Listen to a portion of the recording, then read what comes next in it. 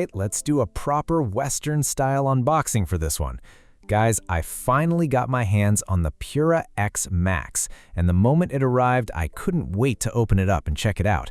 And before we go any further, don't forget to hit that like button, because this is honestly one of the phones I've been looking forward to for a long time. Previously, my main device was the Xiaomi 17 Ultra, while my secondary phone was the iPhone 17 Pro Max. After spending so much time with traditional slab-style phones, I started feeling a bit bored. What really bothered me was that there wasn't a device that could give me a tablet-like experience while still folding down into a normal-sized phone. That's exactly why the Pura X Max caught my attention. The biggest issue I had with it at first was the price. Compared to the standard Pura X, which costs around £825, the Pura X Max comes in at about £1,376. That's a huge jump, and honestly, it made me hesitate for quite a while. A quick shout out to my tech partner from China for sharing this video. A big thank you for making this possible.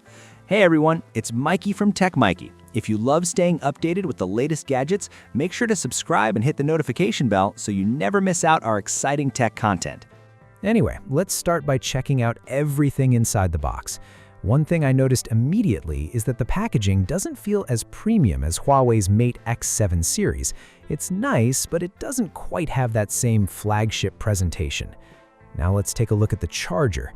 Inside the box, Huawei includes a 66-watt charging brick. What's nice is that it's a compact charger with a single USB-C port.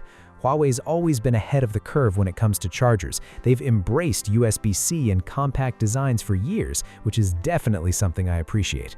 Meanwhile, some brands are still shipping USB-A chargers, which honestly feels outdated at this point. And let's not even talk about companies that don't include a charger at all. Moving on to the included case, Huawei gives you a basic transparent case, but honestly it's not something I'm excited about. These kinds of cases usually pick up scratches easily, and over time they often discolor. I'm not even sure if this one will yellow, but the overall feel isn't particularly impressive. Personally, I won't be using it anyway. I've already bought another case, although I might actually spend some time using this phone without one. I'm curious, do you guys use your phones with a case or without one? Normally, I always use a case, but this phone is one of those rare devices that makes me want to enjoy it bare. Let's peel off the protective film and take a closer look.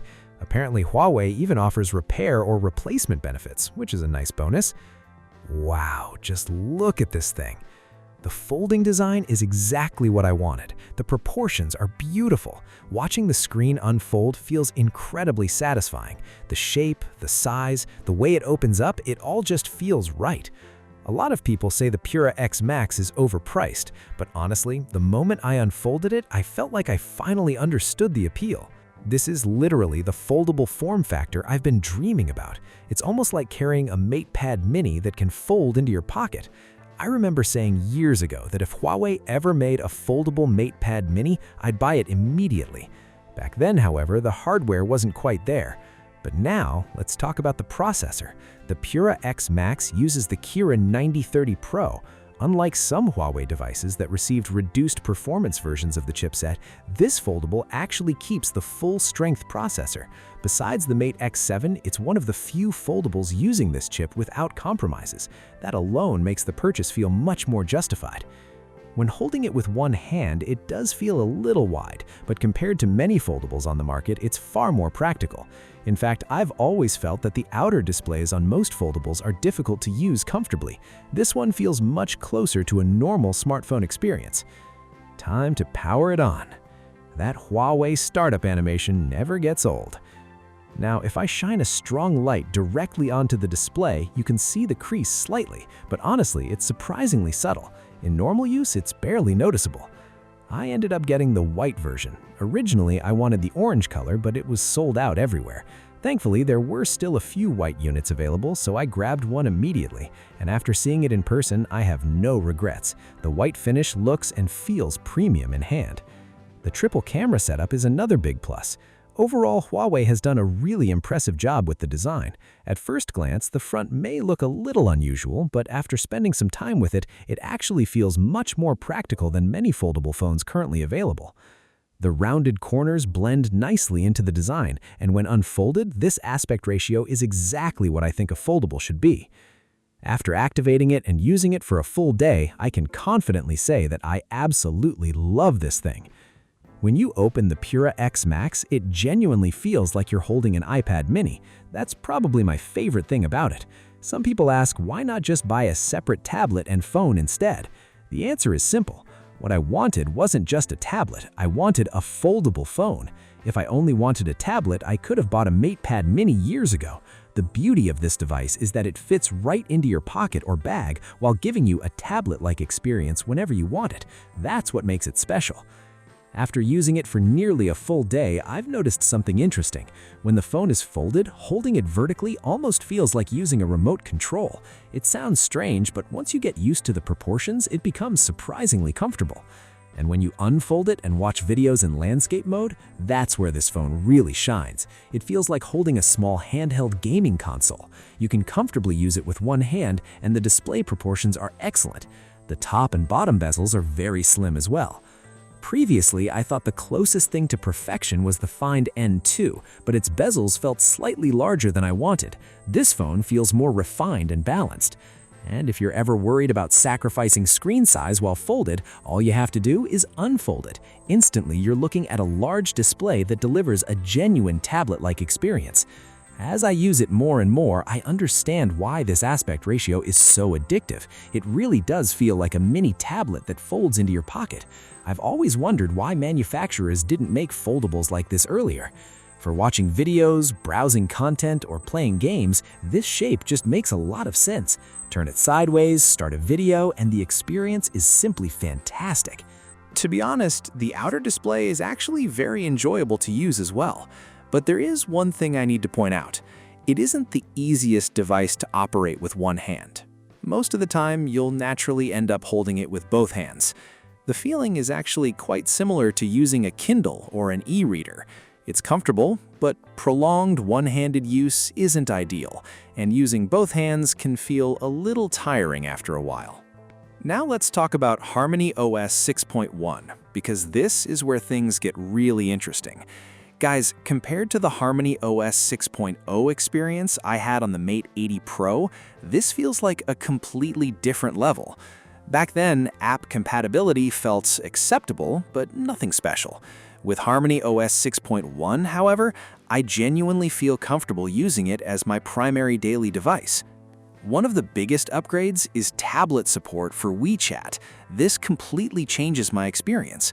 Before, I was always stuck wondering whether I should use Android as my main phone and HarmonyOS as my secondary device. Now I don't have to make that compromise anymore. My Xiaomi 17 Ultra can keep most of my existing chat history, while the WeChat tablet version runs on the Pura X Max. I can carry both devices at the same time, and either one can act as my main phone or my backup phone whenever I want. It's incredibly convenient. There's no waiting around for chat history syncing, and I essentially have two active setups running simultaneously. Honestly, it's one of those things that solves several long-standing frustrations at once. As far as WeChat compatibility goes, I haven't run into any issues during my usage. In fact, the overall experience feels much more polished than what I got on the Mate 80 Pro. It's been roughly half a year since then, and the software has matured significantly. The system now feels stable and complete, with no major shortcomings that stand out. The app ecosystem I talked about before used to feel very basic, but on the Pura X Max, it's reached a level where it's not only usable, but genuinely enjoyable. It no longer feels unfinished or limited. Huawei has clearly invested a lot of effort into refining these features, and the results are easy to see.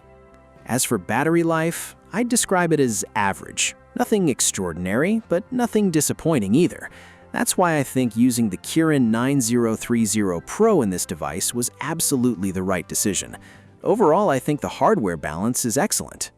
A friend of mine mentioned that this aspect ratio makes much more sense than a traditional large foldable, and I completely agree. Full-sized foldables often become too large when unfolded. Personally, I don't need something that massive. This size is exactly what I want, larger than a regular phone, but not oversized. What makes this device special is that it effectively has three different forms. Don't think of it just as a mini tablet. When it's folded vertically, it behaves like a large smartphone.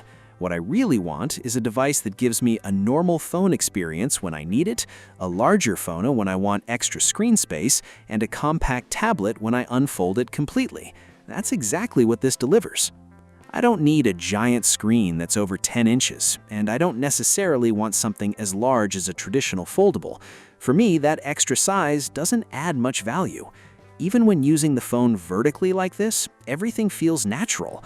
The proportions are incredibly comfortable. The transition between folded and unfolded use feels seamless. The overall balance is honestly one of my favorite things about this device. At this point, I can easily see myself using this foldable for a long time, probably until the iPhone Fold eventually arrives. Now let's talk about the cameras. How does it perform when taking photos? Thankfully, Huawei didn't cut corners here. It includes telephoto capabilities as well as macro photography, which is great to have. The main camera is also very versatile. Overall, image quality is solid. There aren't any major weaknesses that immediately stand out. It's not perfect, but it's definitely more than good enough for everyday photography and content creation. A lot of people have also been asking about the design, so here's my impression after seeing it in person. I think this phone has a very versatile appearance. The white version in particular looks really attractive. The finish feels clean and premium. Another thing worth mentioning is the crease. Huawei doesn't spend much time advertising it, but honestly, I think they've done an excellent job here. During normal use, I completely forget that the crease exists. If I angle the display under strong lighting, you can see some reflections, but in everyday usage, it's practically invisible. Instead of constantly talking about invisible creases, Huawei simply lets the product speak for itself. When you're actually using the device, it just looks like a normal small tablet. Most of the time, you won't notice the crease at all. There is one small drawback I discovered while watching videos in landscape mode. The speaker placement is a bit unusual. The speakers are positioned diagonally, one on the upper left side and the other on the lower right side. If you hold the device with your left hand, there's usually no problem, but depending on how you hold it with your right hand, you might accidentally cover one of the speakers. That's something potential buyers should be aware of. I've also seen some people complain about the audio quality. To test that properly, I compared it directly with the iPad Mini 7. Comparing it to a normal phone wouldn't really be fair, but comparing it with the Mini 7 makes a lot more sense. After listening side by side, I came away fairly satisfied with the sound performance. After spending about half a day with the Pura X Max, honestly, I feel that the only major drawback is its very high price. Aside from that, it delivers a flagship experience almost everywhere. It has the Kirin 9030 Pro, a powerful hardware package, and an aspect ratio that completely won me over. Combined with the mature software experience, the overall package feels surprisingly complete. Because of that, I'm planning to do a long-term evaluation of this phone in the future. If you'd like to see a full, in-depth review, make sure to follow along and stay tuned. Everything I'm sharing comes from my own purchase and personal experience. I bought this device myself, and I'll continue sharing my honest opinions as I spend more time with it. At the end of the day, I genuinely like this phone. There are so many things it does well that it's actually difficult for me to find significant faults beyond the pricing.